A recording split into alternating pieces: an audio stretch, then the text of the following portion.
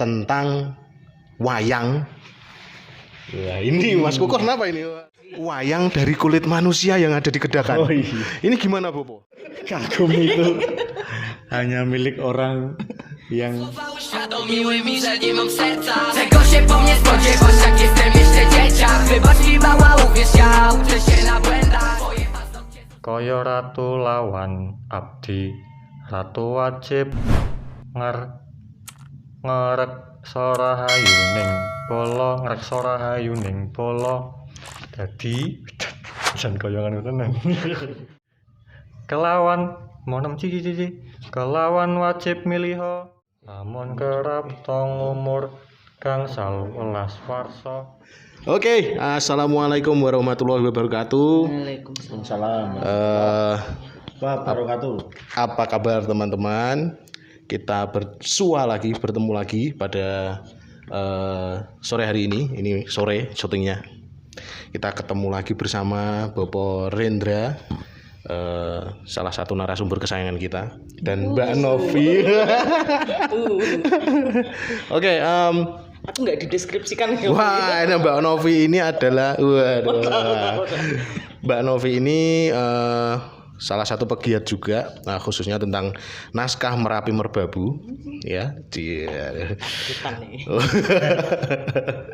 Nah, pada sore hari ini kita habis ada kegiatan di Desa Timbuaya tadi ya Mbak ya, makan-makan dan sedikit piknik. Kemudian kita mampir ke rumah daripada keluarga besar Mbak Novi. Yes. Di mana ini Mbak? Sewengi itu Kembang. Kelurahan Kembang, Kecamatan Gledak Sari, atas Ampel ya? Yep. Ya, di lereng Merbabu, Kecamatan Baru itu teman-teman. Nah, di sini di hadapan kita sudah ada manuskrip, sebutnya manuskrip gitu, Bapak gitu. Manuskrip peninggalan daripada leluhur Mbak Novi. Nah, ini tadi sudah sedikit dibaca oleh Mas Rendra dengan Mas Kukuh yang sementara jadi kameramen dadakan. Nah, kita akan sedikit berbicara tentang naskah ini. Kira-kira mungkin dimulai dari Mbak Novi dulu deh. Mbak Novi, monggo ini diceritakan ini naskah siapa, kemudian asal muasalnya bagaimana, biar teman-teman tahu. Kemudian ya diceritakan kurang lebih isinya apa sih sepengetahuan Mbak Novi sebelum kita nanti beranjak ke Mas Rendra. Monggo Mbak Novi. Gini ya. Wah, ngejak kucing ini. Oke, iya, terima kasih. Jadi naskah ini milik seorang yang kita anggap leluhur desa sini ya. Jadi yang kemudian beliau ini menurunkan keturunannya memang di Dukuh Sewengi ini gitu. Nah, namanya Mbah Eyang Kertomenggolo. Eyang Kertomenggolo. Iya. Kalau isinya naskah itu sebelum saya ketemu para ahli-ahli seperti ini gitu ya.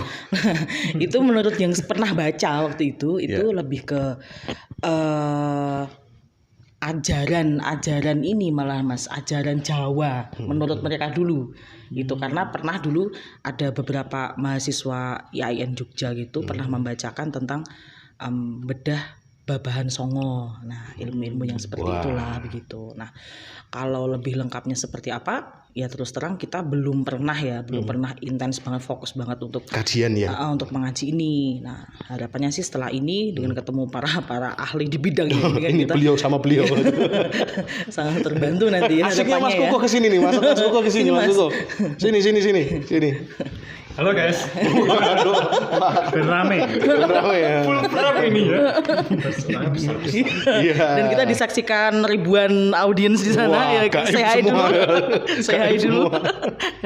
Ya gitu sih pengetahuan kami gitu. Karena memang selama ini kita hanya tahu dari cerita turun temurun gitu loh. Dan sejarahnya Eyang Kertomenggolo ini ada beberapa versi. Dan tadi saya matur kan sama Mas Rendra bahwa ini sudah rodok carut marut ini. Waduh, Iya. rodok carut marut. Karena ada yang mengatakan kalau Eyang Kertomenggolo ini adalah senopati Majapahit yang kalah perang melawan Belambangan, kemudian dia menepi di sini gitu. Tapi ada juga yang bercerita bahwa Eyang Kertomenggolo ini merupakan istri dari adiknya Kiai Rogosasi di Tumang. Oh, gitu, ya. Tumang Boyolali ya? Yes. Oke, Jepoko. oke. Nah, ini Mbak, manuskrip ini sebenarnya ini dulu ditemukan ataukah diwariskan atau bagaimana? Kalau sepengetahuan saya dari dulu disimpan di makam, terus kemudian dirawat Makam oleh keluarga ya? Iya, makam Mbah Eyang Kertomenggolo itu. Nah, kemudian disimpan oleh salah satu tetua desa di sini, almarhum Mbah Harto. Ya, itu terus kemudian setelah Mbah Harto meninggal dunia. kemudian ya sudah nggak ada yang merawat dan ditaruh di makam. Oh, sejarahnya ya lumayan panjang. Iya, Mumet ini. lumayan. Jadi bawa ke sini sebenarnya baca. Oh, tapi ya memang sudah sewajibnya ya kita menguri-uri atau melindungi merawat peninggalan leluhur ini gitu kan. Oke, kita lari ke siapa dulu ini, Mas Kukuh apa Bopo Rendra dulu? Mas Kukuh. Wah, Mas Kukuh dulu. Nanti closing statementnya Bopo Rendra. Oke, siap. Mas Kukuh, gimana Mas Kukuh tadi setelah sedikit membaca? Nggih, sedikit membaca itu ada beberapa pupuh, di mana pupuh itu kumpulan baris dalam manuskrip, dalam naskah. Bukan kukuh ya? Bukan. Pupuh ya. PUPUH. Itu ada beberapa itu Dandang Gulo, terus Pangkur, dan Sinom. Itu yang masih saya baca tadi. Yang sedikit daripada dan temuan ini ya. Dan itu di pupuh Sinom itu ada sebuah ajaran di mana pada umur berapa itu seorang anak harus bagaimana. Contoh pada umur 15 itu seorang anak disekolahkan lah bahasa sekarang itu, sekolahkan kepada orang yang berilmu. Terus pada umur ke 17 tahun itu harus berlatih bela diri seperti itu. Ya sementara itu, dan ini beraksara pegon. Aksara pegon. Di mana pegon itu hurufnya hijaiyah tetapi dibaca itu bahasa Jawa. Bahasa Jawa. Jadi hurufnya huruf Arab, tapi adalah Jawa ya, maksudnya kayak di situ tulisannya Arab, tapi bahasanya Jawa. Bahasanya gitu ya? Jawa seperti itu. Ini menarik sih. Ya, oke. Oke, itu aja. Saya kembali menjadi kameramen. Jangan di sini aja. Oke, kita sekarang meloncat ke Bopo Rendra. Waduh, ini kesayangan kita loh, udah beberapa kali. Kesayangan banyak orang. Waduh. Oke, Bopo. Pandangan Bopo sendiri tentang temuan ini, kira-kira ada nggak sih kaitannya dengan naskah Merapi Merbabu yang selama ini memang kita benar-benar wah ini menarik sekali ya Mbak Novi ya, kira-kira gimana, adakah keterkaitannya? Ya kalau menurut saya sih pasti terkait ya, karena naskah Merapi Merbabu kan dia sampai ke abad 17 ya, jadi abad 17 itu abad di mana Islam juga sebenarnya sudah berkembang, dan jangan dipikir kalau orang Merbabu kan lontar gitu. Terus kalau lontar terus yang lain nggak nulis, kalau yang nggak ada lontar berarti tidak sejaman, nggak gitu juga. Mungkin saja lontar-lontar di akhir Merapi Merbabu itu juga sejaman dengan naskah-naskah yang kita temukan seperti ini. Nah, usaha-usaha seperti ini ya sebenarnya kita perlu sikapi bersama, dan sepertinya masih banyak kok naskah-naskah di masyarakat, di beberapa desa di lereng-lereng gunung itu yang perlu kita selamatkan. Termasuk naskah ini. Oke. Kalau menurut Bopo sendiri kurang lebih ini dari rentang tahun berapa ini? Karena kita belum baca semua ya, itu pertama ya. Kalau kita lihat di kertasnya kan Pro Patria itu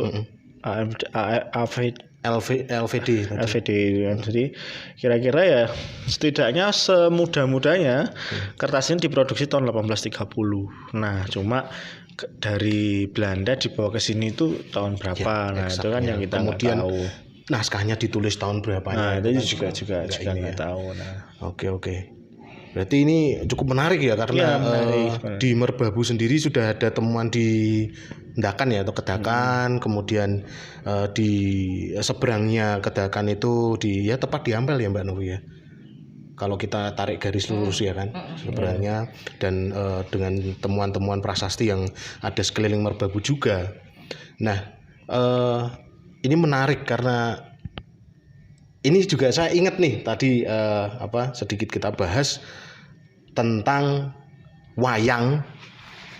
Ya, ini Mas Kukoh kenapa ini? Waduh. Ambil posisi. Wayang dari kulit manusia yang ada di Kedakan. Oh, iya. Ini gimana Bopo? Viral loh ini loh. viral. Viral loh ini. Enggak, sebenarnya itu kan banyak udah lama itu kan. Cuma kemarin kan nemu arsipnya, di Suara Merdeka itu kan tahun 1988. Saya belum lahir. Aduh, aku mah nyebut enak gitu. Karena tepat tahun lahir saya itu.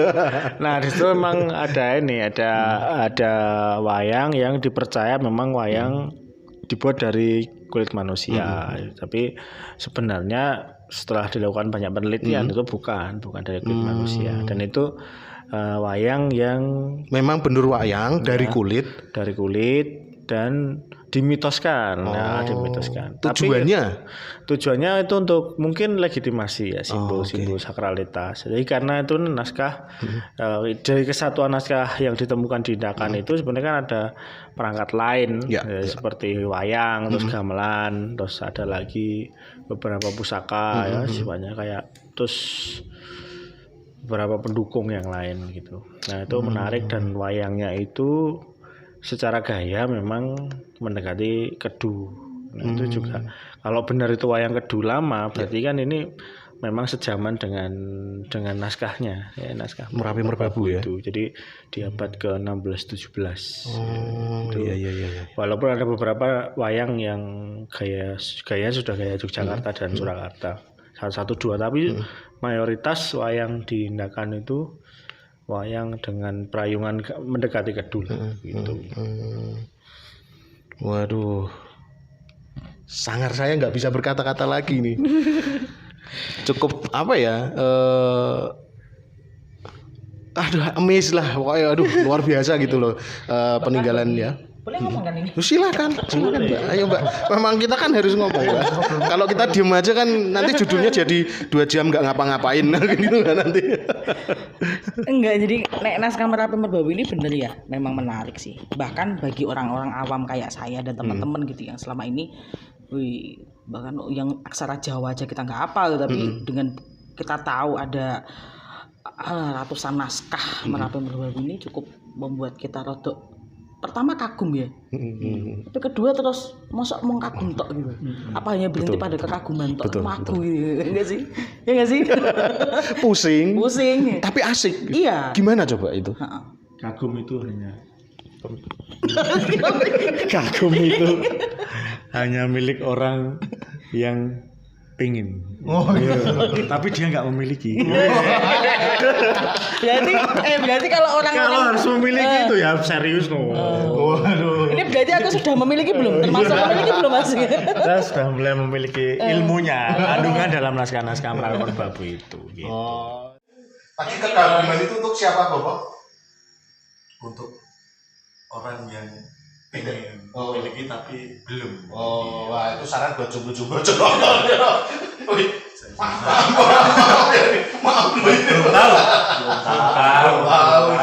Jomblo itu Dia jomblo yang playboy. Jomblo yang apa? Ribon. masih Loseng. over lagi. Yaudah, pokoknya closing ya teman-teman ya. Kita ketemu lagi di video selanjutnya. Tetap pantengin terus tong-tong cerita, nongkrong cerita. Yang pasti bermanfaat untuk semua, mengedukasi dan tentang banyak hal lah. Oke, gitu aja lah. Saya udah pusing nih tadi memikirkan yang tadi gitu loh. Oke, sampai jumpa lagi kawan-kawan. Jangan lupa like, Komen and share dan subscribe. subscribe. Subscribe. Subscribe.